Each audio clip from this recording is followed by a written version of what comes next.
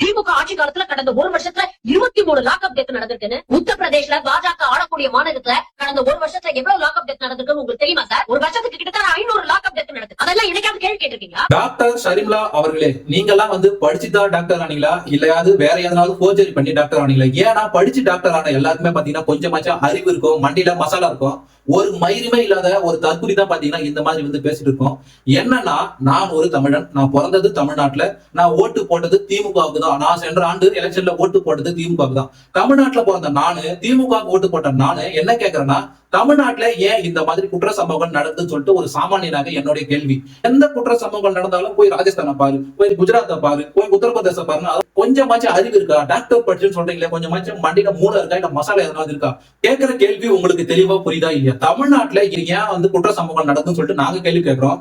நீங்க தமிழ்நாட்டோட குஜராத்லயும், ராஜஸ்தான்லயும், உத்தரப்பிரதேசலயும் குற்ற சம்பவங்கள் அதிகமா நடக்குதுன்னு சொல்லிட்டு இருக்கீங்க. கேட்கிற கேள்விக்கும் சொல்ற பதிலுக்கும் கொஞ்சம் கூட சம்மந்தமே இல்லாத தற்குறித்தனமா தற்குறி மாதிரி பேசிக்கிட்டு இருக்க நீங்க எல்லாம் எதுல இருப்பீங்கன்னு சொல்லிட்டு நல்லா தெரியுது எங்களுக்கு. தற்குறிகள் எல்லாம் அதிகமா இருக்கிற இடம் எங்கன்னு சொல்லிட்டு கேட்டீங்கன்னா திமுக தான். அப்ப நீங்க கண்டிப்பா திமுக சொம்பா தான் இருப்பீங்கன்னு சொல்றோம்.